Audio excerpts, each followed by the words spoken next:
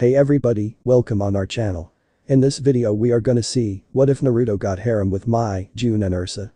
Huge shout out to book lover reader for this story. If you are new on the channel, don't forget to subscribe our channel and like the video too. So without wasting any more time, let's start the story. Harem. Azula, Ty Lee. Mai, Toph, Katara, Suki, June, Ursa. Azula, the princess of the Fire Nation, daughter of Fire Lord Ozai and Lady Ursa, and firebending prodigy, found herself in quite the predicament.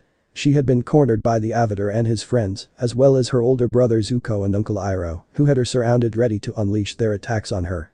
Azula saw the position she was in and frowned, as the only way she could change her situation was if one of them was slightly distracted.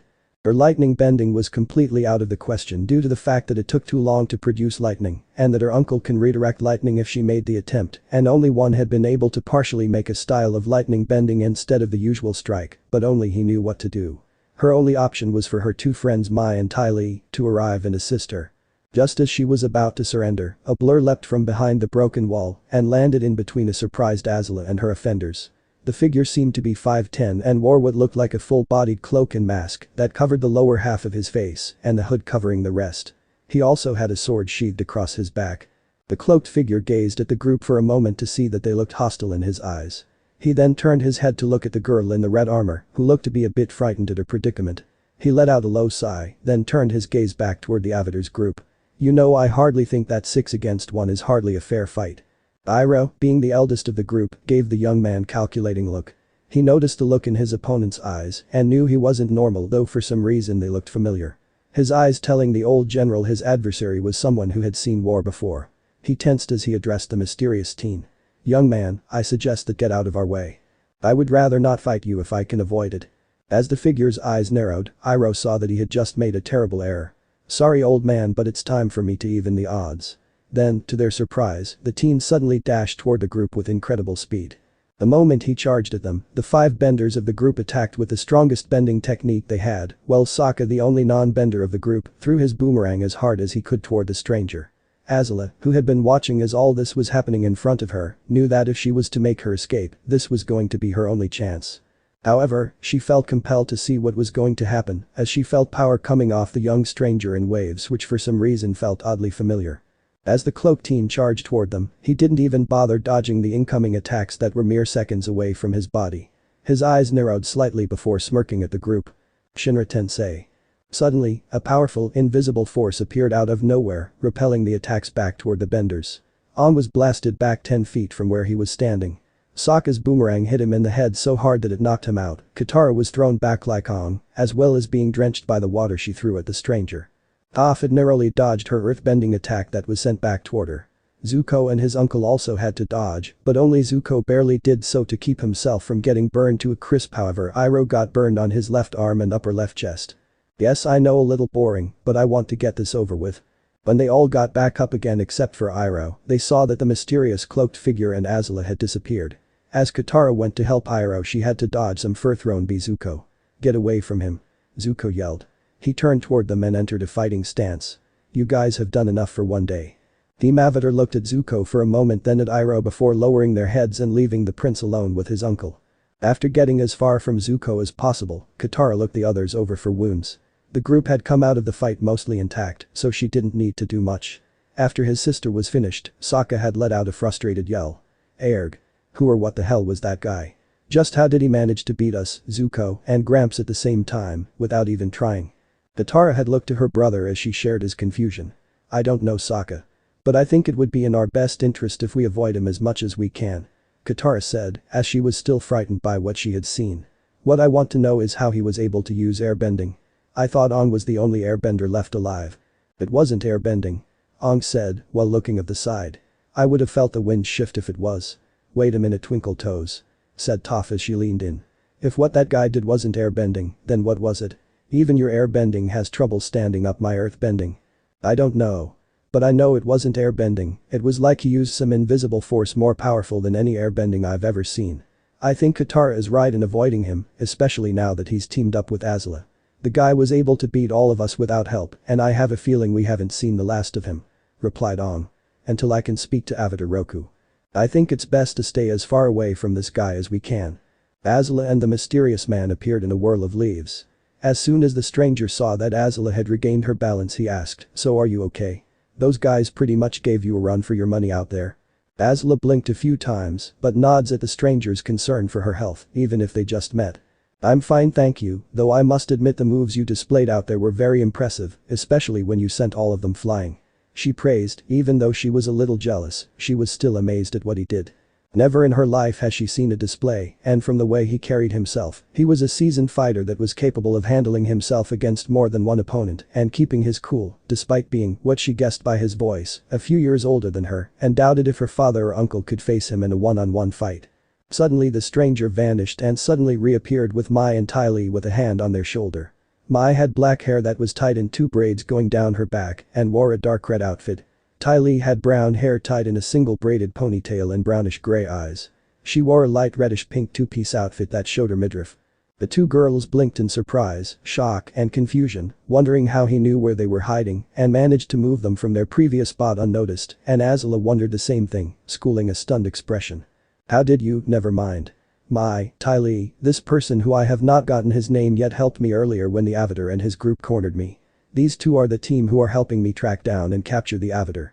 Mai specializes in using throwing weapons like knives and darts, and Ty Lee here is skilled in acrobatics, hand-to-hand combat, and uses a technique that is capable of blocking a bender's kai, which prevents them from using their bending powers for a limited time," she explained.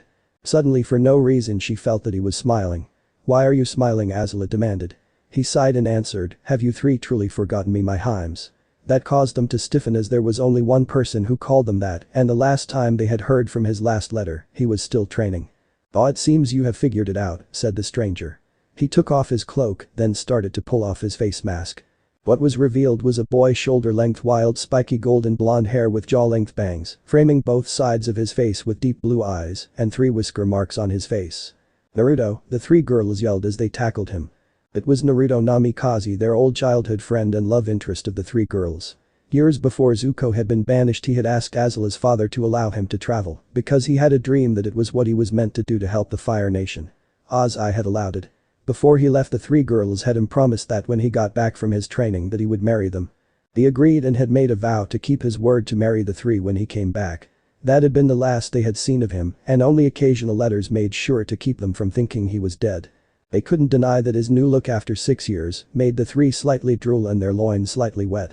However, business before pleasure, and Azula wanted to know exactly how strong her future husband was. "Naruto, could you tell us exactly what you have learned and where were you for 6 years?" The other 2 were curious as well, but Azula had beaten them to the punch. So Naruto told them. "First of all, when I left, I let my dreams guide me to an ancient ruin thousands of years old. It was there I found out a secret." And thus he told the girls that he had found a hidden passageway and that he had discovered a hidden mansion. He told how he discovered that the Avatar wasn't the only one to be reincarnated and that he was reincarnated as well.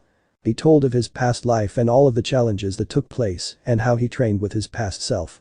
How he had gained his past life's abilities along with his own, that he was now at basically a fire-bending master and had made massive improvement in his lightning bending, considering he was the only one who could bend lightning after finding several scrolls on a style that would be perfect for lightning bending called Jaiken. Yes, the Hyuga style cause it seems to fit, except it is a little modified. And more importantly, he told that he found out a secret about how the war really started and what events led to war that he promised to tell them later. Naturally, when they heard it all, they were understandably shocked. However, Azula wasn't so easily convinced. True, she believed him, but she wanted to see for herself. "Really? Then prove it. Show us your power." She folded her arms over her chest as she issued her challenge. Hearing this, Naruto chuckles and nods. "Very well then, but I won't be showing all of my powers as I don't think you would be able to handle all the surprises in a single day, your brain would overload." Azula nodded her head in agreement and watched him walk a couple of feet away from the trio and stand in the middle of a field. Naruto inhales some air into his lungs and pauses for a few seconds. Fire style. Fireball. He unleashes a powerful fireball that shoots through the forest, incinerating any trees that was in its path and reduced them to ashes. The girls watched in awe and amazement as they saw the flames burn a path into the forest. Naruto stops the fire jutsu and then claps his hand together. Water style. Water dragon. He calls out and the girls watched as a vortex of water swirled around him from the thin air and then became a massive dragon that washed over the remaining flames and drenched most of the forest. Earth style. Earth flowing river. A large wave of mud flows through the ground and spreads throughout the path and then softens up the ground that was drenched in water. Lightning style. Lightning dragon. Naruto created a dragon made of pure lightning that rammed itself into a group of trees, obliterating them all. Afterwards, Naruto inhales another breath of air and his chest expands even more. Great breakthrough. Naruto exhales a gust of wind so powerful that it trips the trees off the ground and sends them flying. The girls were wide-eyed and their jaws just hung open when they saw him use 5 elements. Naruto stopped and couldn't help but smirk at their reaction.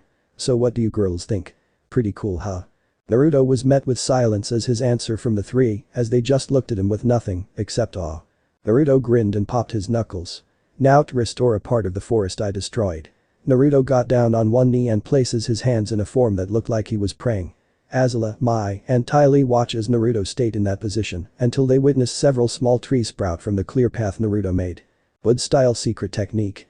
He said, and suddenly a large amount of trees sprouted and covered up the path Naruto cleared earlier and also regrew the trees that were blown away by his jutsu. After doing that, Naruto placed his hands on the ground. Wood style. Wooden house. That was when a 2-story wooden house shot up from the ground and… So what do you think? Naruto asked as he was now sitting on the roof of the said house. The girls were silent and Azula spoke up. Amazing. This is so unreal. You really are telling the truth. She said as Naruto leaps off the roof and grins. Told ya. He said. Ty Lee on the other hand was jumping for joy and was hoping to stay in a house than sleep in the transport tonight. That was amazing, Naruto. Azula, can we rest in the house for tonight, can we please? Ty Lee begs and gave the fire princess the puppy eyes. Azula's eye twitched from the size of her friend's eyes and sighs. Yes, Ty Lee, we can stay in the house for tonight only. We have to stay on the Avatar's trail. She says while the energetic girls squealed in joy and the glumps Azula. A few hours later. It was easy for the wood clones Naruto had sent to track down their targets due to their ability to merge with the plant life around them and spy on them, with the group noticing, especially since the blind earthbender had the ability to sense irregular vibrations through the earth, and the same occurred when one of them managed to find Iroh and Zuko, with said old man currently recovering from the injuries the real Naruto inflicted on him. After watching the group, one of the clones casts the Genjutsu Temple of Nirvana around the Avatar's group along with Iroh and Zuko, who were in an abandoned shack up in a mountain terrain. Once they fell into a tranquil sleep, each of the clones approached one of the individuals and used the mind-reading technique. First he started with Aang and found out he was the Avatar, which brought a scowl to Naruto's face. He saw just how selfish Aang was with how because he was the Avatar he was the one who should decide the way the world worked. Finally he could take no more and moved on silently, promising to end the Avatar. From Katara and Sokka, he discovered that they lost their mother in a Fire Nation raid years ago and their father left to aid in the war against the Fire Nation until they found Aang and started their journey to save the world. From Toph Beifrong, he learned that she was from a noble and wealthy family in the Earth Kingdom but kept her hidden from the world due to her blindness and proclaimed her to be weak and unsuitable. After running away, she learned a different version of earthbending from the badger moles who like her were blind but were able to earthbend in a way that allowed them to see the environment in their own way and move around freely. Toph also used this ability to sneak out of the estate of her parents and join an underground earthbending fight tournament where she became known as the Blind Bandit. But Zuko and Iroh was the firstborn of late Fire Lord Aslan and Fire Lady Ella, older brother of Ozai and retired general of the Fire Nation military force, and gained the title Dragon of the West due to slaying the last dragon in his youth. He had a son named Lu Ten who died during the failed siege of Ba Sing Se and was also the first heir to the throne, everything he had already knew. Zuko was the son of Fire Lord Ozai and Princess Ursa and Azla's older brother and was also the banished prince due to Ozai exiling him from his home and wouldn't allow him to return until he captured the Avatar, and that brought rage to Naruto. Once the clones dispersed and Naruto gained this info, he was indifferent about the whole ordeal.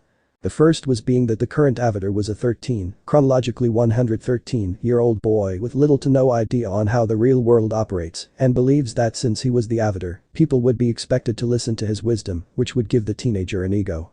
This reminded him of how his past relative Nagato Uzumaki or his alias Pain acted, believing that he was a god and everything he did was for the sake of everlasting peace, since the shinobi world was a cycle of hatred, greed, and destruction. Naruto theorized that this boy believed that he could bring permanent peace, and if he failed to do so, then the backlash would be catastrophic and would turn out just like Nagato and Obito, only on a higher scale, since he is more in tune with his emotions and doesn't know how to suppress certain ones. This didn't sit well with him, but he couldn't just outright kill the kid despite his clone's promise, since the Avatar would be reborn into a different nation and it would take years to find the boy girl. So he settled with trying to find a way to remove the influence of the Avatar from the world so that the people themselves would have to learn how to fend for themselves and not rely on the decisions of one person. Fortunately for him, he knew the information that was needed to break their faith in the Avatar. The only way he could eliminate the Avatar is if he could figure out how to break the cycle, and thus there would be no more Avatar that would be trickier to find out. While he was pondering, the three girls had decided that they had waited long enough and that it was time they make this night that the four finally became one. They arrived at Naruto's door. They took a deep breath, then opened the door and stepped inside. Naruto saw the girls enter and closed the door and looked up to ask what they wanted when his eyes opened wide as he saw what they were wearing. Time skip. 3 days have passed since Naruto had joined Azula, Mei, and Ty Lee in their search for the Avatar, and the four had joined as one. Right now they stopped to get water and take a break. Naruto was currently doing some scouting while the girls refilled their water supply.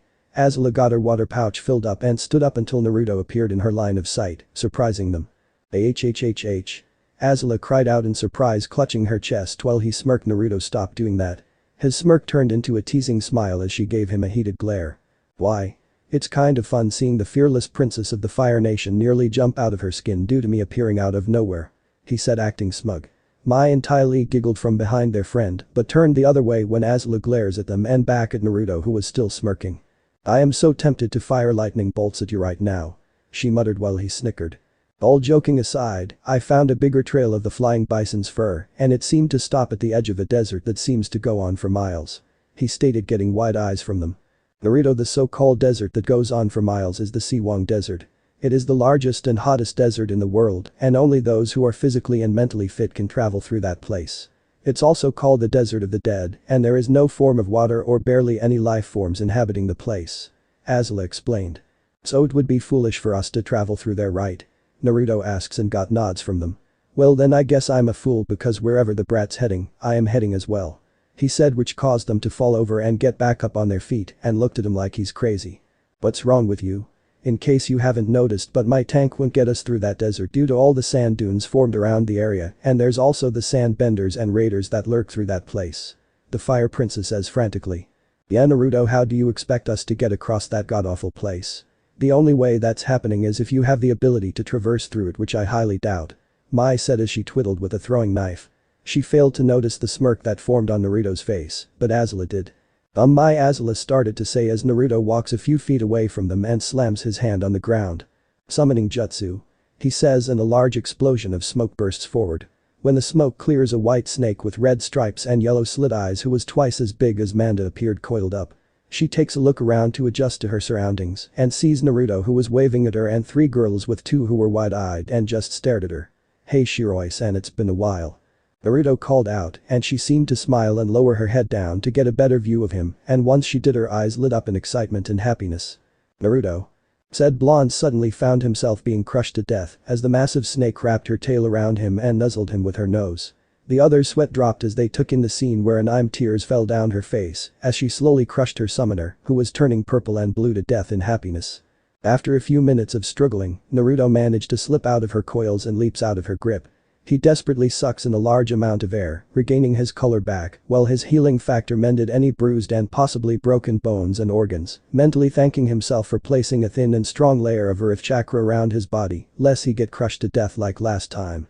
It's good to see you, to Shiroi, he said back while the snake wiped her tears away with the tip of her tails. So how may I be of service to you, Naruto? Shiroi asked her summoner. Well, me and my new team here need safe passage through a desert not far from here. He pointed to the three girls where Ty Lee and Mai were flabbergasted at the sight before and tried rub their eyes, hoping that this was a dream. So I considered that you can easily get us through there, no problem. Naruto finished as he motioned for the girls in the back to approach him as the snake eyed the surprised and stunned girls and flicked her forked tongue. She looks back at Naruto and speaks. They are strong in their own way, Naruto-kun. A mischievous gleam formed in her eyes as she glanced at him and the three girls. So are you gonna use your clan rights and claim them as your future mates? After all, you'll need a few to keep you in check, she asks humorously, which made Naruto face fault and the other three girls blush when she said that, despite they were going to be married one day and they had already slept with him. Said Blonde got up and shot an annoyed glare at Shiroi. Shiroi, now is not the time for that, he yelled while she snickered. Haha, sorry, just couldn't help it since it's so easy to get you riled up, she replied. His brow twitched in annoyance and made a mental note to get back at the Toad Chief later on and was about to speak up until Mai and Ty Lee appeared in front of him with wide eyes. How did you do that? And how can that giant snake talk? They both cried and pointed at Shiroi. Oi Mai, Ty Lee, stop yelling before I lose my hearing. Naruto said as dug his index fingers into his ears to get his hearing back while Azula shook her head. Mai and Ty Lee looked down at the ground and tints of pink appeared on their faces while Shiroi watched the scene in hidden amusement. Now then you four hop on my head and hold on. Shiroi instructed while the four of them get on top of her head. Once they sat down on her head, Ty Lee sat on his left and wrapped her arms around his arm. Mai did the same with his right arm and Azula, much to his shock, sat in his lap and wrapped her arms around his neck. That was when Shiroi spoke up. Alright you four hang on tight because I'm really fast. She said. The girls did that and that was when Shiroi zipped through the forest like a bullet while the girls' screams echo through the forest. In the middle of the desert a giant white snake was slithering through the sand with four people on top of her head. They were Naruto, Azula, Mai, Ty Lee, and Shiroi the snake summon. Naruto placed a barrier around them which kept the sand and wind out and the girls were currently enjoying the ride. This is so cool. This beats traveling in that metal tank Mai. Ty Lee says while the weapon user nods and brushes a strand of her hair back. Azula and Naruto were looking around the desert for any sign of the avatar. Azula was looking through a handheld telescope while Naruto used his Dijutsu to see for any life forms. Azula noticed what looked like a tower-like structure not far from their location. She then taps Naruto on the shoulder and got his attention. Naruto, I see a tower right over there. Azula informed, pointing to the east. Naruto uses his special eyes to zoom into the location she pointed at and saw a tower sticking out of the middle of some sand dunes and two life forms. That's not all. There are two life forms standing outside of the tower. One's the blind earthbender and the other seems to be the flying bison. Shiroi, stop. The white snake nods her head and stops in her tracks and coils up. Why did we stop Naruto? Ty Lee asks the blonde who narrowed his eyes, focusing his attention on Toph and the bison. That girl is a sensor and power type Ty Lee. She must have the ability to sense vibrations through the ground as well as read a person's body language and since she's blind, there's a possibility her other senses are stronger than that of a normal person's, so we have to take caution with this one. He answered in a serious tone. I could block her earthbending Kai like I did to the waterbender once. Ty Lee offered, but Naruto shook his head. No, that's too risky, especially with that bison around. He'll catch your scent and alert the girl to your presence, which would put you in even greater danger. The wind current speed also makes it worse since we're not downwind and the creature will be able to pick up on our scents a lot faster. He explained. Azula took this info in and couldn't help but agree and trust Naruto's judgment on this since he has more experience with this kind of thing than she did. After thinking about it for a few minutes the Fire Princess spoke up. Then what do you propose we do then Naruto? Azula asks. Mai and Ty Lee were surprised at her question. Usually Azula prided herself in her skills and wouldn't ask for any form of help whatsoever, not even from them unless she asked for it. Naruto thinks about it for a while and the young sage did a few hand seals and from his body a wood clone formed, surprising the trio when they saw a second Naruto manifest from the original. What is that? Ty Lee stuttered out as the clone stood straight up and glances back at Naruto and the three girls. This ladies is a cloner's second manifestation of me and can be used in reconnaissance missions, espionage, or to assist me in battle. He answered. The acrobat approached the clone and pokes him a couple of times, much to the clone's irritation. Stop that. He said, causing the bubbly girl to eep and zip behind Mai while Naruto and Azula chuckle. I forgot to mention that aside from being my replica, they can also have the ability to think on their own and carry a portion of my knowledge and techniques. He informed the girls before pulling out a tri-pronged kunai with a mixture of seals on it and looks at his clone. Once the girls and I are inside the tower I want you to keep the earthbender and the bison distracted as long as possible. How will we get into the tower Naruto? Azula wondered as he turned his gaze at the tall building. I want each of grab onto me and whatever you do, don't let go for even a second. He warned. Azula noticed the seriousness in his voice and nodded while he threw the kunai into the entrance of the tower. Mai and Ty Lee each grab an arm while Azula wrapped her arm around his waist, deliberately pushing their boobs onto his body, each keeping a firm grip on him before vanishing in a flash of yellow. Wan Shai Tong's library. In a flash of yellow, Naruto, Azula, Mai, and Ty Lee appeared before the kunai as well as in the middle of what appeared to be a large library filled with countless books. The blonde sage looked around and whistled lowly at the countless books in the place. He noticed the girls were looking at the countless books but haven't released him yet. Girls, I know I'm cute, but could you please release me? He asked with humor etched in his voice. Azla, Mai, and Ty Lee looked back at him and noticed they were still holding on to him and in an instant released him with a tint of pique forming on their cheeks, much to his amusement. I have to say I've never seen so many books in my life. Ty Lee nodded in agreement. Yeah, we didn't even have this many books in the Fire Academy. Mai on the other hand scoffs.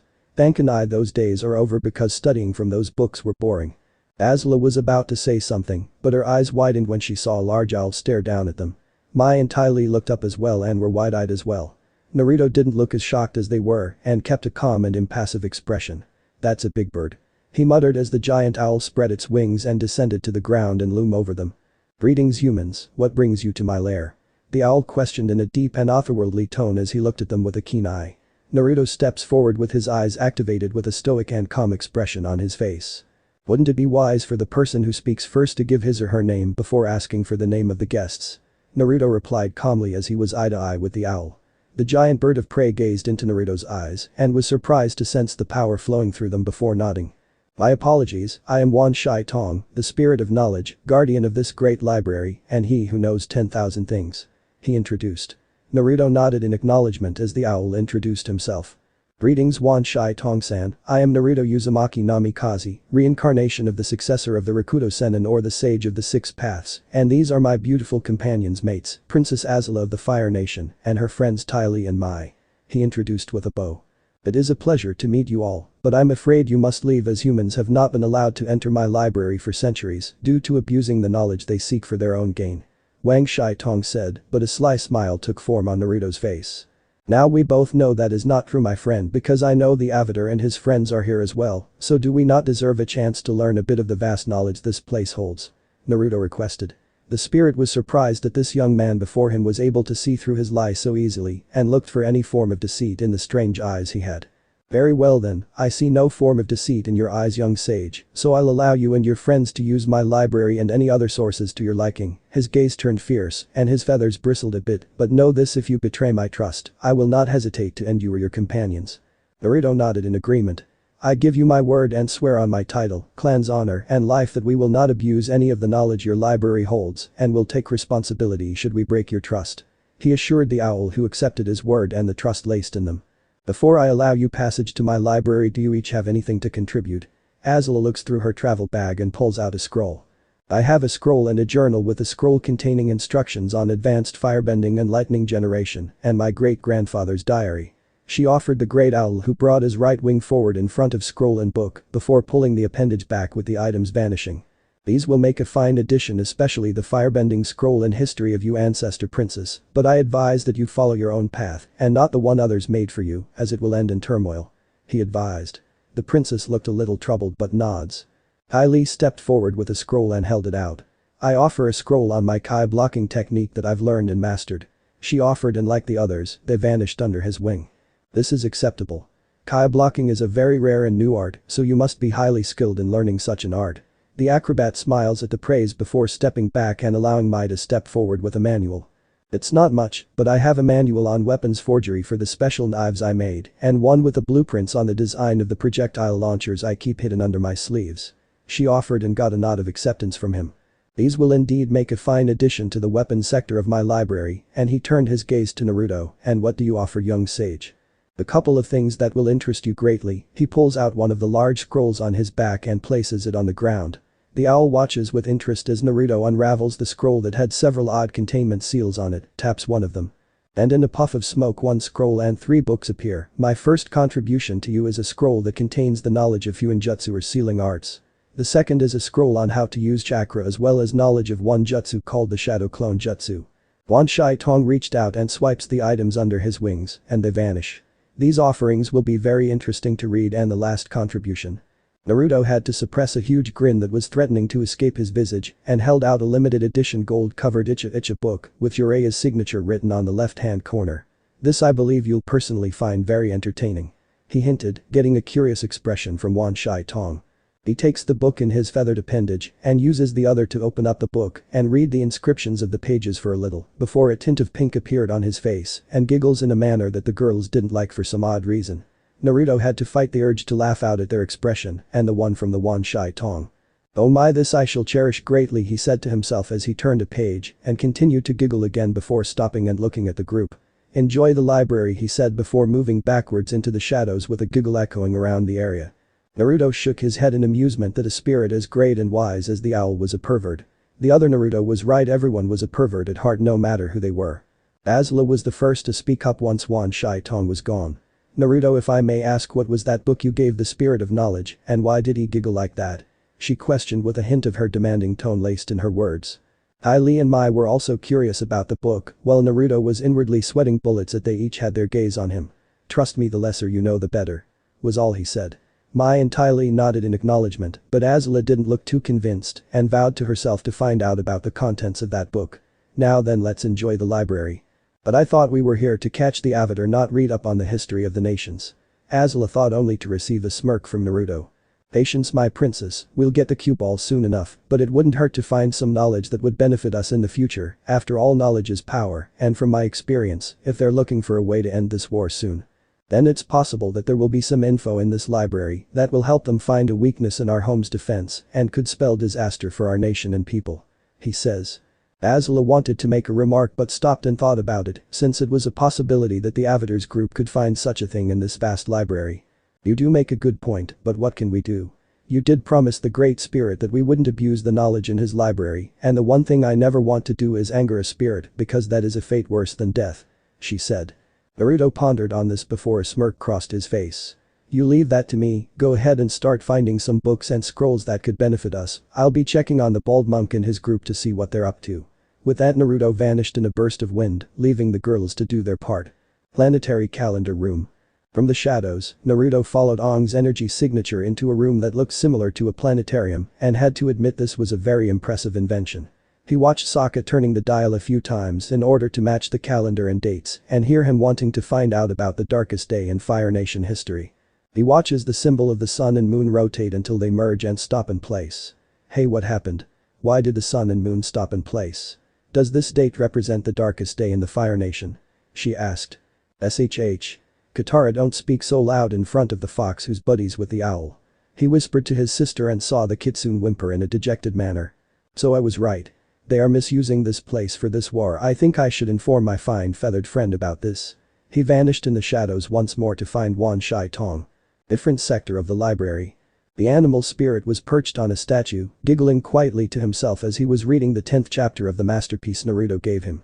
"Oh, this book keeps getting better and better. The sage's grandfather is a true artist to create something so amazing," he said to himself. Naruto appeared before the owl, crouching down slightly and stood up, only for a sweat drop to form on the back of his head as he saw the spirit's giggling form. "Okay, spirits are definitely perverts," he thought before coughing out loudly. Wan Shai Tong paused and looks up to see Naruto with an amused expression on his face, and the owl also sported a look of annoyance.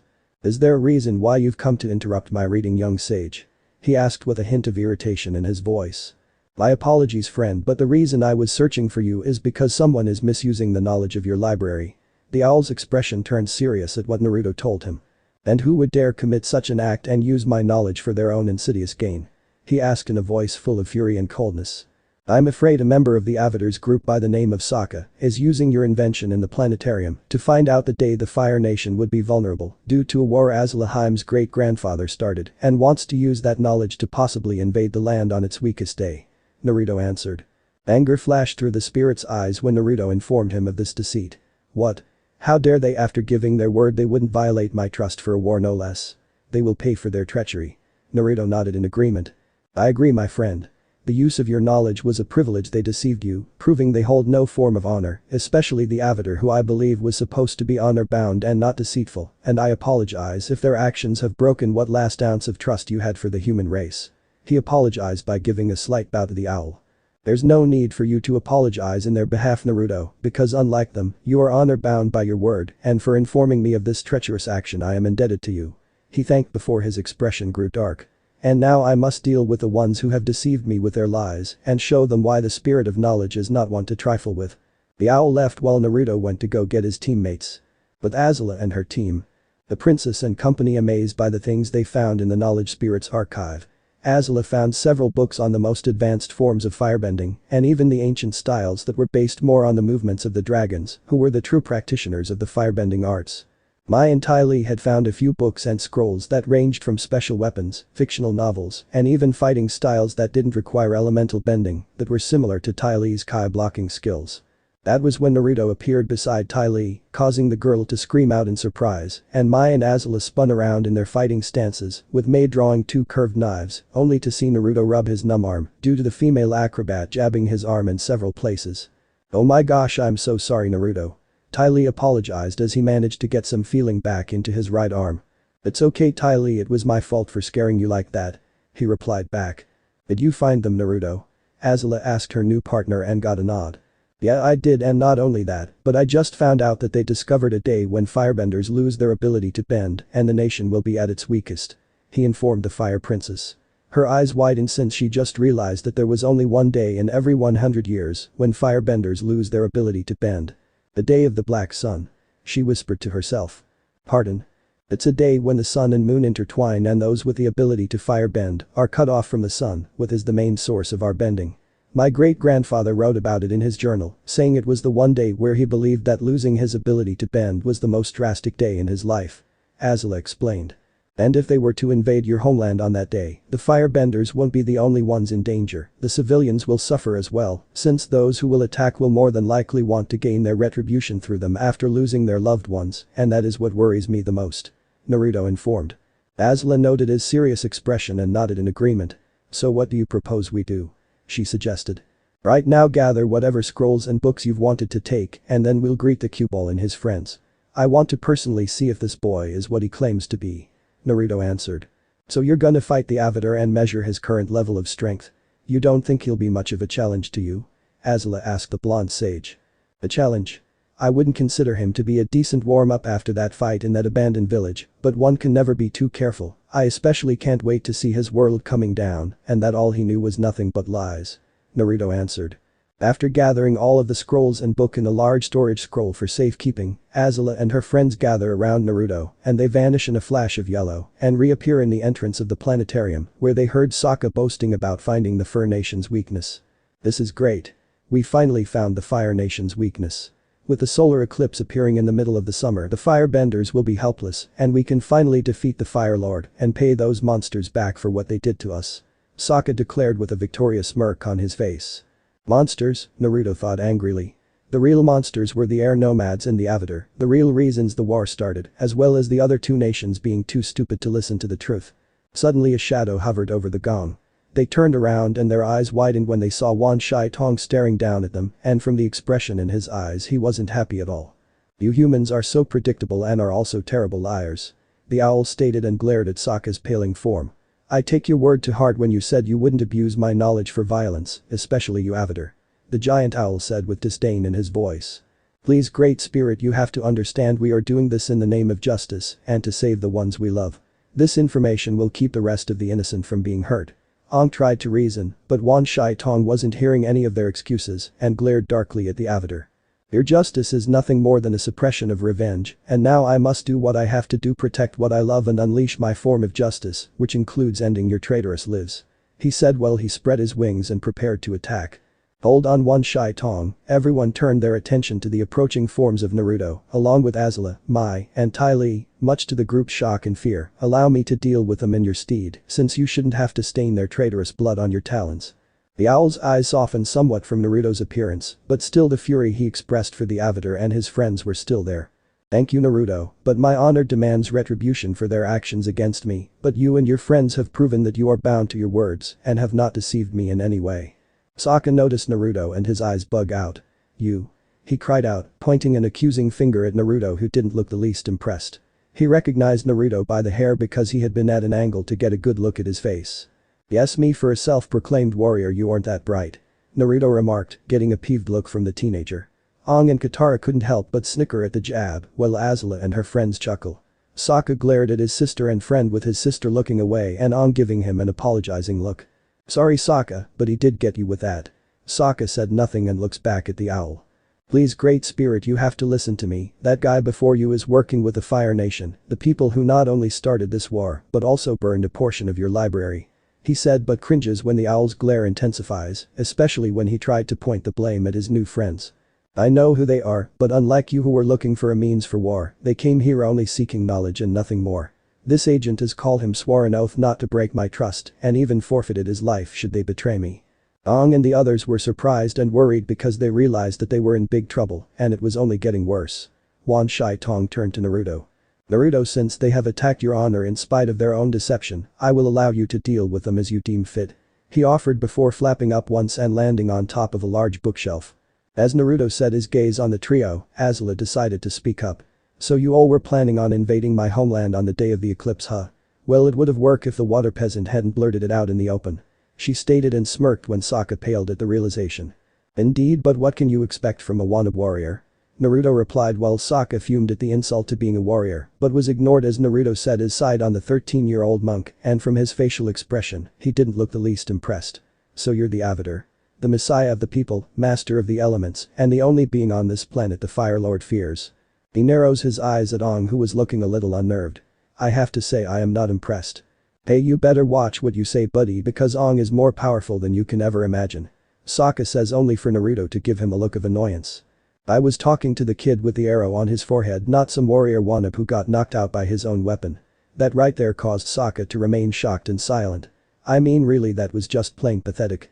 I'm willing to bet that you're the village idiot, Naruto stated with a smirk on his face, infuriating Sokka, but then tapped his chin a couple of times.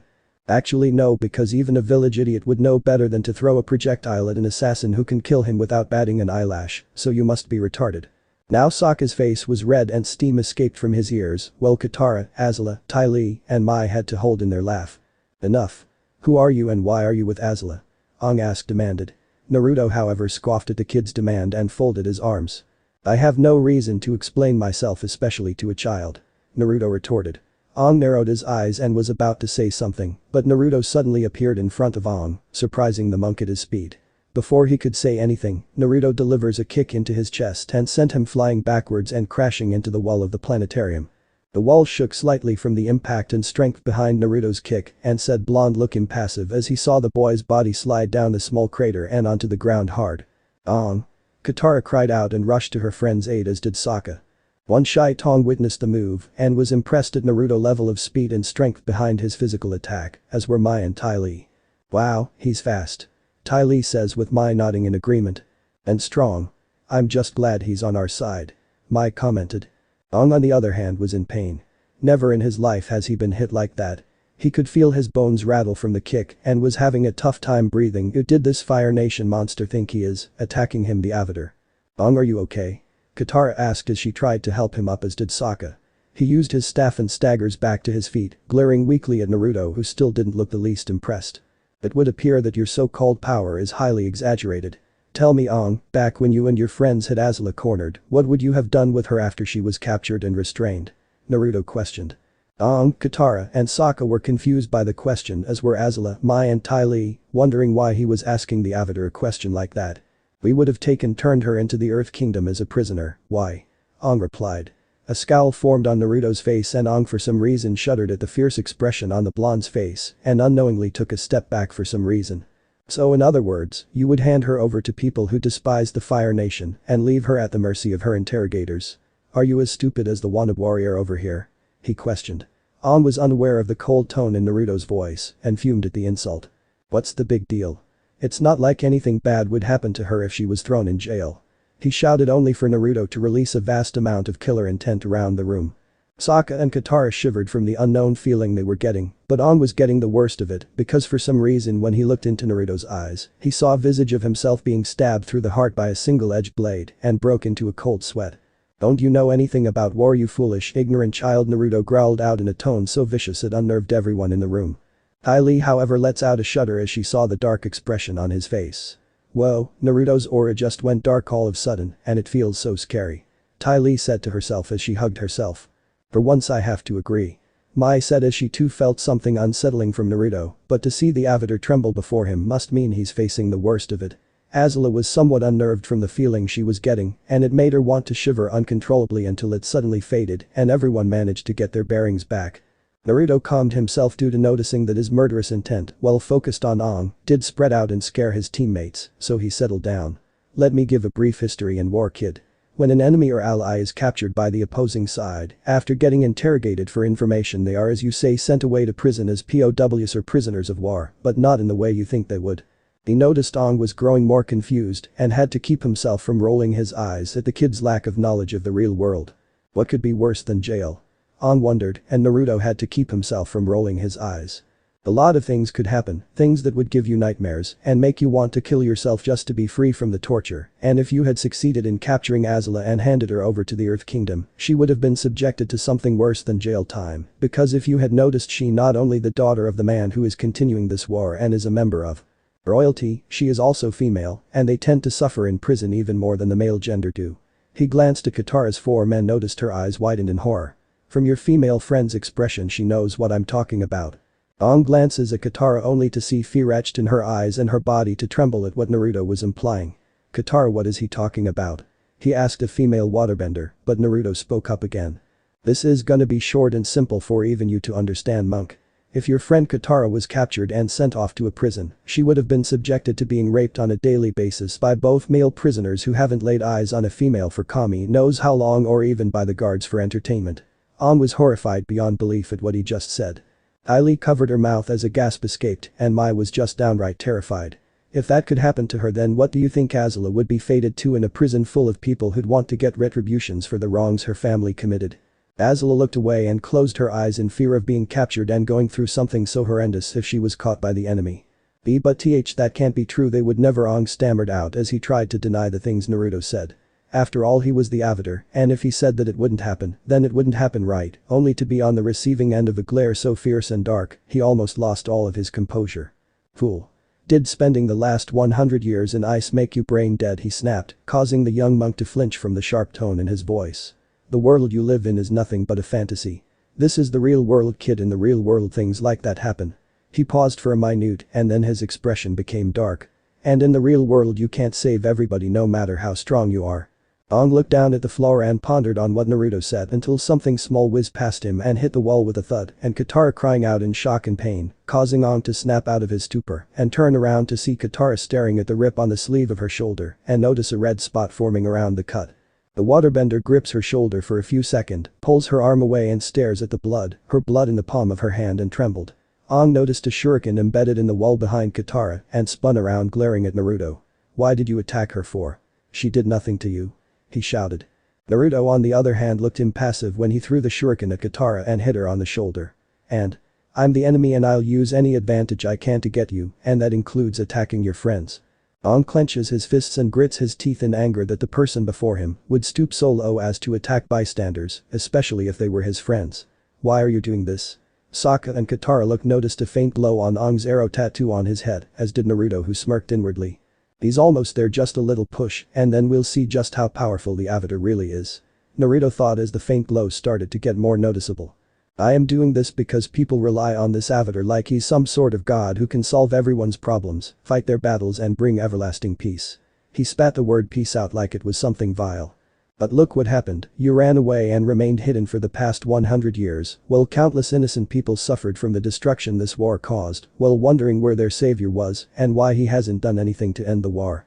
Also, it is ironic because while the Earth Kingdom and the Water Tribes think of the Airbenders as the first casualty of this war, when in fact they were the ones who helped this war start. Aang's eyes widened as the glow started to die down at what the blonde said. What are you saying? The Fire Nation was the one to strike first with no provocation? The air nomads had done nothing to the Fire Nation, Aang cried out. You foolish child, yelled Naruto. Don't talk about what you don't understand, considering the fact the Fire Nation destroyed the air nomads to protect the Fire Nation's continued existence. At that everyone just stopped breathing. Naruto took a deep breath and continued. What I am going to say is the truth, but for that I will have to go back to 55 BSC. In that year Avatar Roku got married with Fire Lord Sozin as his best man after he had come back as a fully realized Avatar. After the wedding he borrowed Roku for a few minutes. This was where Sozin unveiled a plan to help bring the nations together. He proposed to have trade done between the nations. But there wouldn't be just 4 nations, but one kingdom, a world where people could live together, in peace. No more would there be separation, but unification. Now Roku was horrified at the thought of the nations becoming one, and without even considering the possibilities he shut down the conversation without listening to anything or any of the possibilities. 17 years passed after that argument and Sozin had gotten the permission from the Earth King to start the trade to see if it would work. There were 25 guards which included both benders and non-benders with 75 tradesmen, repairmen, cooks, whatever. Now coincidentally Roku had been heading there as well. When he got there he saw the symbol of the Fire Nation next to the Earth Kingdom, one with smoke coming from the walls. One Earth Kingdom man was messing with a Fire Nation item and had caused it to explode, injuring several people. When he arrived just as Earth Kingdom citizens told him it was an accident, he turned on his kin and slaughtered 95 of them. At this Aang's group gasped in shock. He then destroyed their supplies and ordered them to get out. They did, and just as they got out of the city they sent a messenger bird ahead of them saying what had happened. Needless to say Sozin was angry when he got the message. When Roku confronted Sozin he tried to lay false accusations against him. When Sozin refuted him and told him that he would be punished for murder, Roku just scoffed and said that those lives were on Sozin's hands because he didn't bow to the Avatar's demands. He then turned away, which caused Sozin to grow angry. Here was this murderer saying that he was responsible for their deaths, launched fire at the Avatar.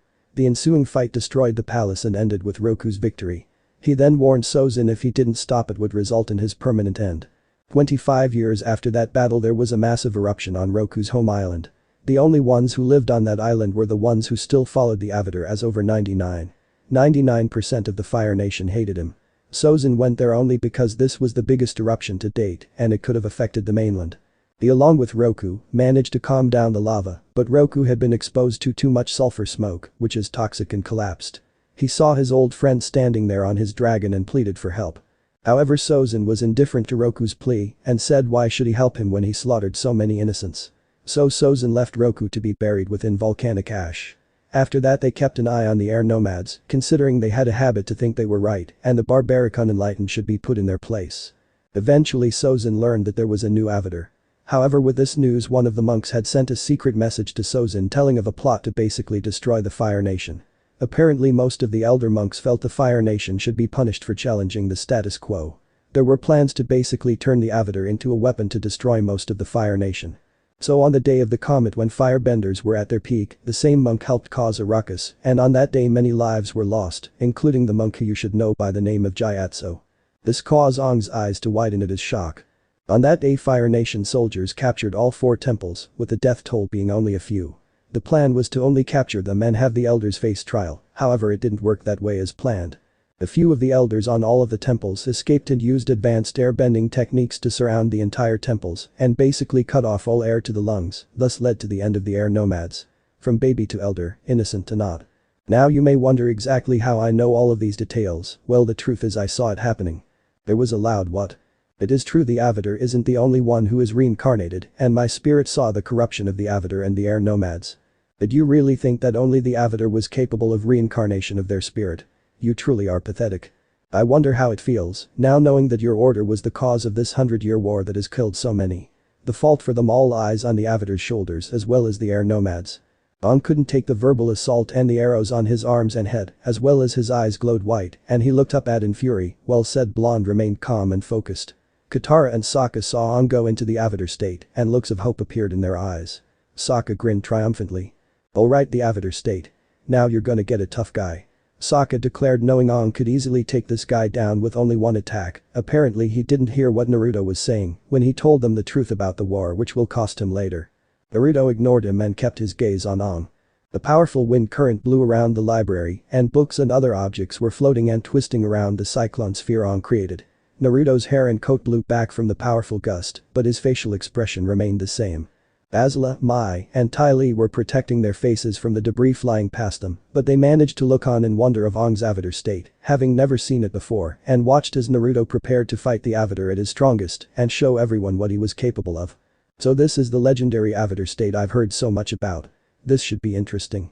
Naruto leaps back and starts to gather chakra around his form. Everyone watches as the energy shifts from blue to a gold color until a flash of light coated the entire area for a few seconds before dying down. The spectators as well as Avatar Aang were surprised to see Naruto's body shrouded in a golden aura that flowed off of him in a flame-like pattern with a series of seals and designs that looked like spirals on his shoulder, torso, and hands. His first-tailed beast mode light up the once darkened room, showing his new form. His eyes were no longer deep blue, but were now golden colored with a slit pupil in both of his ocular organs, and he looked back at the stunned Avatar with a cold expression. Now let's see what you can do, boy. He challenged. The battle between the Avatar and Rakuto Sennin was pretty much one-sided with Naruto having the advantage. Naruto was easily evading a series of air blasts that missed him and destroyed most of the bookshelves and walls of the building. Just as he evaded another blast and landed onto a bookshelf, he froze due to gaining the memories the Moku Bunshin he had fight off and cursed as he was hit by a powerful air blast that sends him skidding backwards and stops before he nearly falls over the edge. Sokka whoops in joy as he saw the blonde get hit by one of the air blasts. Alright, nice shot, Aang. Sokka cheered and grinned arrogantly at Azula and her friends. Looks like your friend isn't gonna last long, ladies. He mocked, but they ignored him and continued to watch the fight. Naruto vanished in a flash of yellow as an air wave destroyed another section of the library. Not bad, kid, but your control needs work. He inhales some air into his mouth and his chest expands as he adds a large amount of wind chakra into his lungs. Wind release. Great breakthrough. He releases a powerful wind blast that heads straight for Avatar Aang, who increases the size of his wind barrier, but the force from the attack was so great that it sends him sailing backwards. Aang. Katara cried out as she saw the last hope of the world, though she wouldn't admit it. She wondered if the handsome sun hair-colored man was right, crash into the pillar that was collapsing, and while Naruto stood in his spot with his arms folded sporting a bored expression on his face, no, the boy wasn't dead due to sensing his negative emotions. "Get up, boy, I know that attack didn't finish you off yet." He calls out and his answer was a giant fireball erupting from the pillar and expanding as it sailed across the room and towards Naruto.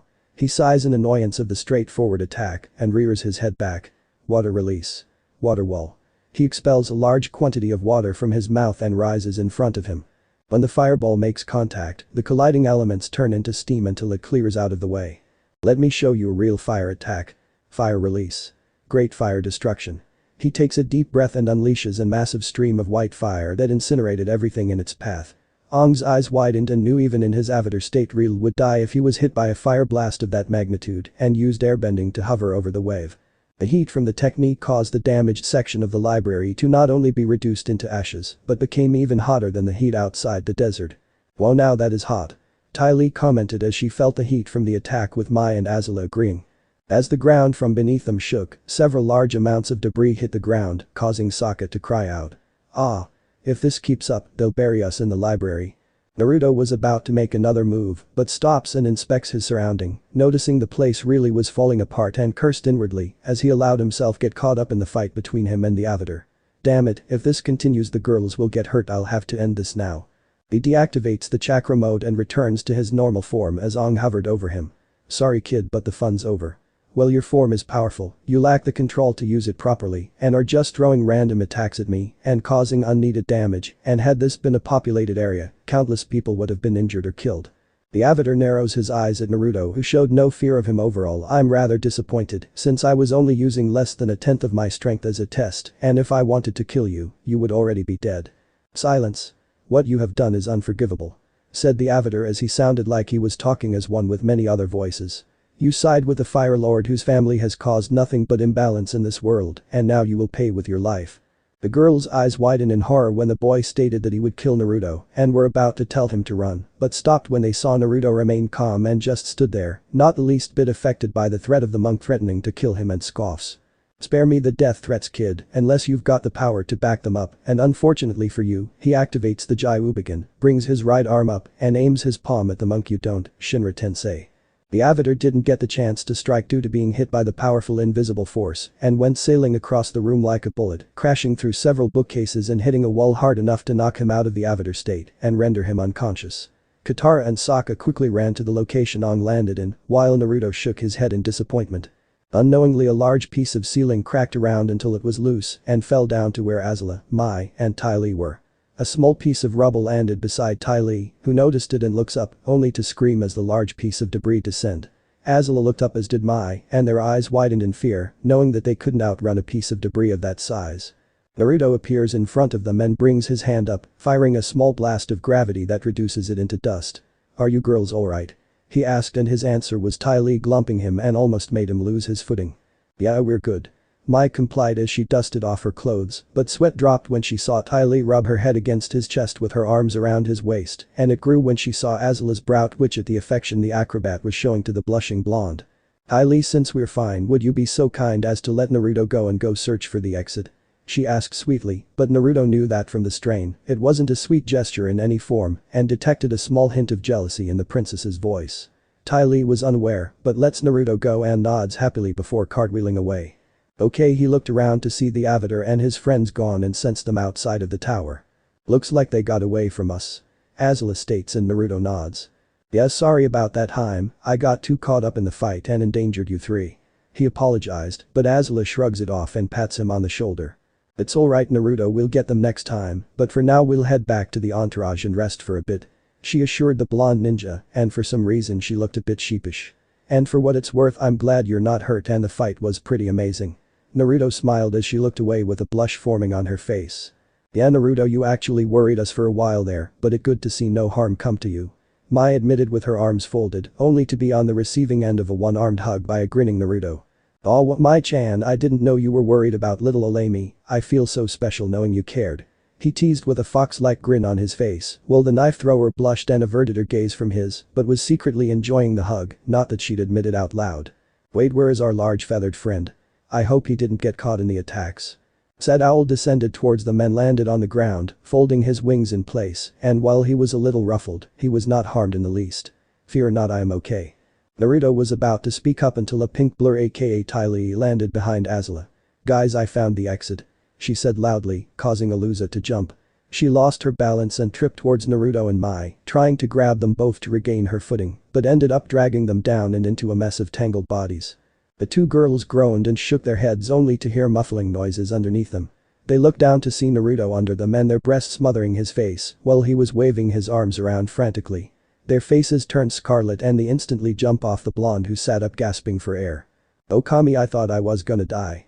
He cried as he regained some color back on his face until he had his sight on Azula and Mai, who had their backs turned to him, scarlet-faced and covering their chests with their arms. Naruto's face heated from what happened earlier. Ty Lee was giggling, and Wan Shai Tong chuckles at his new friend's reaction. I think I'm gonna go check to make sure that the exit is clear. Oh, and sorry about the damage to the library. It's alright, most of the things in those sectors were greatly worn out and my servants will fix the place up. Now if you'll excuse me, I have a book to get back to reading. When he vanished into the shadows, Naruto's brow twitched when he heard the spirit giggle perversely and muttered, "Hero spirit. Ty Lee, come on, we're gonna check to see if the coast is clear." She nodded happily and joined with Naruto, leaving Azula and Mai by themselves. See? I found it, Naruto. Ty Lee says, pointing towards the window where they had entered through and smiled brightly. Naruto smiled back in approval and at Ty Lee's bubbly enthusiasm. Yes, I can see that, good job Ty Lee. She blushed a little from the compliment he gave her and realized that the exit was very high. She may be an accomplished acrobat, but to scale something that high would be difficult even for her. The only problem is how do we get up there? Any idea, Naruto? Ty Lee asked, unaware of the smile forming on his face, until she found herself getting scooped up in his arms and held in bridal fashion. Eek. Naruto, what are you? She didn't get to finish her sentence due to Naruto leaping extremely high into the air and, much to her surprise and shock, was clinging to the wall via his feet before hopping off and jumping even higher, continuing to hop left and right simultaneously.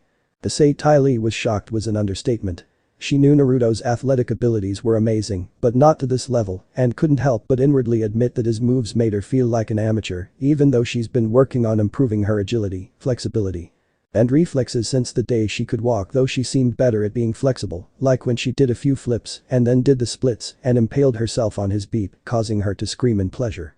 Just the thought of that night made her a little wet. The duo landed gently on the windowsill, taking in the sight of the desert outside until Naruto sets her down beside him, knowing she could keep her balance without his assistance. She was about to ask him something, but paused as she heard arguing, as did Naruto. They both looked down to see Aang arguing with Toph about Appa. Just admitted Toph. You let those sandbenders take Appa away on purpose. The airbender accused. Toph, however, was put off by the accusation and sported a pissed-off expression at being blamed for losing the flying bison. For the last time, Aang, I didn't let them take Appa. I was trying to keep that Naruto guy we fought in that abandoned village and some giant snake from burying us in the sand, and then I passed out from exhaustion. She exclaimed, but this only made Aang scowl at her. Now I know you're lying, Toph, because I was fighting him in the library and there's no way he can be in more than one place. Naruto snorted softly, especially since the monk didn't know about his replication techniques. Just admitted. You let them take Appa because you never liked him in the first place. He was inches apart from her face even though she was a few inches taller than him. Toph's brow twitched as she sensed him in her space and didn't like it. First of all, little boy, she brought her hands up and roughly shoved him back, making him stumble and fall on his butt, mainly because she was physically stronger than him body-wise. Get out of my face, or I'll bury you neck deep in the sand and let the desert ants feast on that chrome dome you call a head. Secondly, I was out here fighting Naruto and a giant snake, so don't call me a liar, and lastly, I'm blind. Toph waved her hand in front of her face, emphasizing her disability. I can only see people using my feet, and the sand around us makes it difficult for me to pinpoint others unless I can recognize their voice. The angry nomad scowled and got back up. You know what, Toph? Ever since you joined us, you've been nothing but trouble. You're always making rude comments, complaining, and being pushy. You may be the self-proclaimed greatest earthbender in the world, but what good are you if you couldn't even be a proper lookout for us when we needed you the most, huh? Toph was stunned at the verbal attack, as were Katara and Sokka, until Aang said something he would regret. Why don't you do us a favor and get lost, or better yet go back to that prison you call a home? Everyone remained silent when Aang said that, but to Toph, those words hit harder than any other physical attack and hung her head. Katara snapped out of it and gave the 13-year-old a look of disapproval. Aang, that was totally uncalled for. I know you're upset about losing Appa, but that doesn't mean you can blame Toph. She chastised. Aang glares at her. Shut up, Katara, I'm the Avatar, so when I say she let them take Appa, then she did. He was about to speak more, but then realized that the sand underneath them was shaking violently, courtesy of Toph.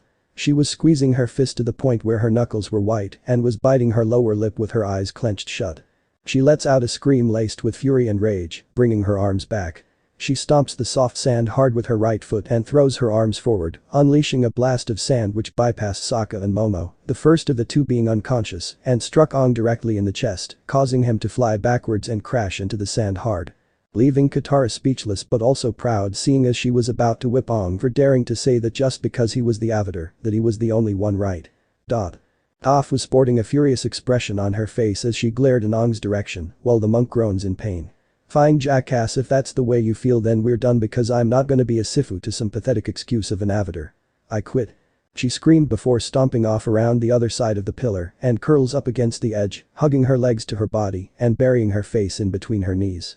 Katara tries to approach the earthbender, but Toph speaks up in a voice laced with anger and hurt. Just go. As she said this, Naruto and Ty Lee watched an angry Aang morph his staff into a glider. He then took all of the water that Katara had and left his three comrades to fend for themselves while he went to find Appa's trail. Naruto's blue eyes grew cold at Aang's behavior toward his friends because it reminded him of how the citizens of Konoha used to blame his past self for the loss of their loved ones when he too lost his family during the day Toby forced Kurama to attack the village before his past self had finally changed their minds. At that moment, Naruto was tempted to go after Aang and then beat him within an inch of his life for not only abandoning his comrades and verbally attacking the other who also had a sensitive past, but taking what water they had left. When Ty Lee saw Naruto's expression, she reached out and put her hand in his. Naruto's gaze met hers and noticed the look of concern and worry she was expressing. Seeing he was worrying Ty Lee, Naruto managed to calm himself by releasing a sigh and gave her hand a gentle squeeze to assure the acrobatic warrior he was okay. It's alright, Tai-chan, I'm fine, he told the acrobat and smiles when her expression brightened.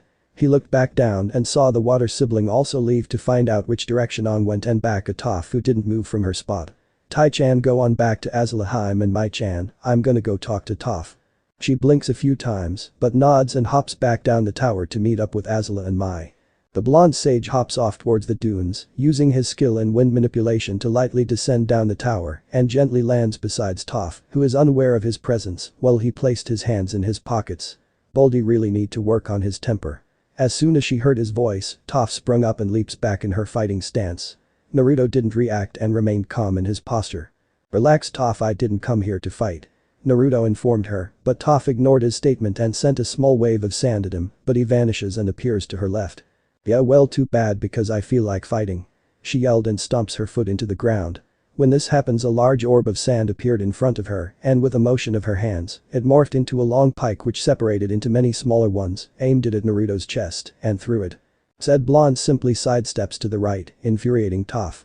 The blind bender lets out a scream that contained a mixture of sadness and a little rage, but mostly sadness. She whips her arm back and creates a whip made of sand. Because of you and those fire chicks, I lost the only friends I had in this world, and now I have to go back to that prison that used to be my home. She cried while a stream of tears fell from her face due to the memories she had of her life of solitude. You're not as alone as you think. He said, shoe shining away as a panting and exhausting Katara caught up. It was obvious considering her background. The hot sands of the desert were getting to her. Living in the frozen climate of the water tribe all her life, the sun was particularly hell for her. Sugar Queen. Why are you here? Did you come to blame me as well? No Toph, Aang was wrong. I know you did everything you could, she said, then let out a gasp and moved into a fighting position upon seeing Naruto. I think we both know you're no match for me. I could kill you both without much effort, so how about we talk? After all, you might want to save your energy. Since from what I've heard, sandbenders are bandits, who's to say they won't hesitate to kidnap young girls and sell them on the market. That particular statement sent a shiver down their spines, so the girls relented. So talk. Toph barked out, still pretty pissed from the situation. Toph-chan, you seemed to react rather angrily when the monk told you to go home. I'm curious as to the reason why. Toph lowered her hands a little, as did Katara. Because it was more like a prison than a home. Toph said as memories of her life started to come to the forefront of her mind. I was born blind, and because of that my parents have treated me as a helpless child. Nearly every moment of my life they have kept me under the scrutiny of guards, teachers, or anyone on their peril. No matter where I went, I lacked privacy. I could hardly recall a time I was given a chance to leave the compound, let alone explore the outside world around me. I was never even allowed into the city. Do you have any idea what it is like to be in a place that you feel that you don't have any freedom of your own? She then explained how she learned earthbending up to how she met the rest of the gang. A child from noble blood growing up as a tomboy. It appears you and I have a lot of common. As I am a child of noble blood and your struggles sound like a lot of what my mother went through. He said, gaining her interest. You're of noble blood as well. Well, which of the 4 nations do you descend from? I'm afraid I'm a reincarnated spirit of a child of fire long before the creation of the Fire Nation. Do you sense any deception in my words? I heard your unique sight lets you see many things. So maybe you can see the truth as well? He asked as Toph focused intently on him. Well, Toph? Katara asked as Toph mused over what she heard for a bit. He's not lying. His heartbeat didn't become irregular at a single word. So you know you can trust me. I have something else I want to say, but there is something else I have to ask. He said as he locked eyes with the waterbender. And as for you, I can see the contempt and hatred in your eyes when I mentioned the Fire Nation and their questionable actions. Those eyes of hatred, I recognize them all too well, Katara. Wait, how do you know my name? She asked. I was watching the little event that unfolded earlier. He answered with a shrug. Oh, was all she said. Naruto let out a chuckle at her reply. I wonder if you have what it takes to conquer the hatred in your heart. Will you learn to seek forgiveness and find your light, or will you fall into darkness and let it consume you? Hatred and revenge alone as your fuel will destroy you long before you achieved your goals. You don't know what you're talking about, said Katara as she averted her eyes away from the blonde. I know more than you can possibly comprehend, replied Naruto as he closed his eyes. Remember this story, that of a man consumed by revenge. His name was Uchiha Sasuke, and his actions led to death of thousands because he couldn't let go of revenge. Many innocent people died because people were so self-absorbed in themselves and prophecies to do anything that might have been the least bit productive. His hatred of his brother, built on a foundation of lies, transformed into a hatred of people who hid the truth, which then became hatred of an entire village, unaware of the truth simply because they existed. He was willing to murder thousands of innocents who were clueless in what he thought would honor his revenge. That is what happens when you let revenge take control of your heart. It twists and perverts you into a shell of your former self. So think long and hard if this is the path you wish to follow. But the question is, what will you two do when this war is over? Toph. Will you return to that prison that was your home? Katara. Do you even know what you want to do with your life? Have you ever wondered? Has anyone ever bothered to ask either of you about your hopes and dreams?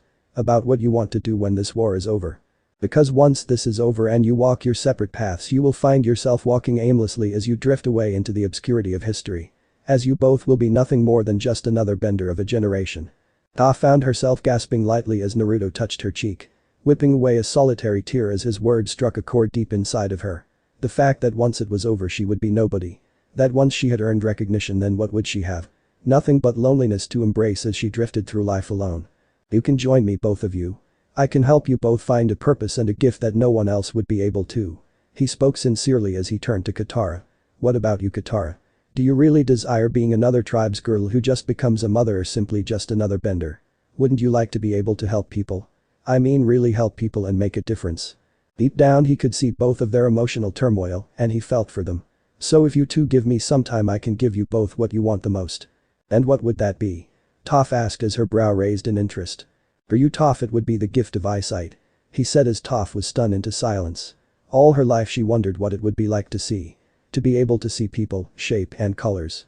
To be able to see how everyone else viewed the world and to finally have people stop dismissing her as a helpless little girl.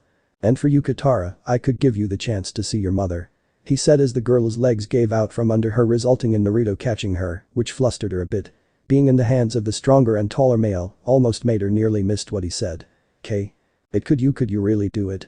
She asked with hopefulness in her voice as her eyes became wet with fresh tears. "Of course I wouldn't toy with you like that. I'm surprised this hasn't been brought to your attention before. Surely the Avatar could have easily done this," he said as he helped her to her feet. "And what would we have to offer in exchange? I doubt you're just doing this of your goodwill." Toph asked him, wondering just what game he was playing at. "To have you at my side." Simply at that he said as the two girls began blushing. "Okay, let me rephrase that," he said with a sheepish grin. "I meant I want you to join me and the others. Now I know you two have problems with Azula and her friends, but I'm hoping we can put an end to this war nonsense. I want to speak with the people and have them come to realize, to come and understand this is their world. Hell, I can tell you that there are even people in the Fire Nation who are probably sick of this war, even though that this war had started because of idiotic people. Wives mourning over the loss of their husbands and father tired of bearing their sons due to the madness. So many things people don't think about and just jump ahead without worrying about the result. So think about my offer and keep these with you," he said pulling out several Hirshin kunai and handed them 3 each. "What are these?" Katara asked as she looked them over. "These are called kunai," Naruto explained. "A custom-made kunai when thrown will alert me and teleport to you instantly. So if you girls ever find yourself in trouble just throw one and I'll be there to help you," he said as he pulled out a scroll and unsealed a massive jug of water. "It looks heavy, but I have a special seal on it that makes it as light as a feather. There is enough water in here to keep 10 people hydrated for months," he said as he placed down the heavy and daunting-looking jug. "Naruto Uzumaki, son of Kushina Uzumaki and Minato Namikaze. Remember my name. So take care of yourselves," he said kissing Toph on the left cheek and Katara on the right. "See ya," he said disappearing in a yellow flash and leaving the blushing and somewhat aroused girls to their thoughts. Katara found herself so confused about her feelings. She didn't know what to make of Naruto. His words and how logical and sound they were. Did the people really depend on the Avatar too much? But then she thought about her grandmother tales of the Avatars and how great they were and how they were forces of good and balance. Though she shuddered as she remembered the scene in the library and how Aang in Avatar state tried to kill the blonde. And not to mention what else he said. Also there was the story he told about the start of the war. For some reason she actually started believing him. She had never really thought about what she was going to do with her life beyond helping Aang. It also left her to reevaluate her feelings on certain things. Could he really bring an end to this war if they united? It also had her questioning the emotional depth of her feelings with Aang and if she could handle falling for him and dealing with everything it entailed. Ta felt just as confused as she tried to come to terms with the offer. Being offered the ability to see and a purpose. Being able to also deal with other things she never thought about. Like having a reason to pursue a romantic relationship. It was something that never really crossed her mind until this moment. Tomboy or not, she was still a teenage girl with hormones after all, and being shown interest by a guy bolster her self-esteem a bit. It also made her want to experience a world without war and to finally be embraced and accepted for who she was by her parents without being coddled like a child. With that in mind, Toph and Katara were considering taking up the blonde's offer. End chapter. So this part ends here. If you want to see next part of this series, like the video now and share the story with your friends. Bye bye.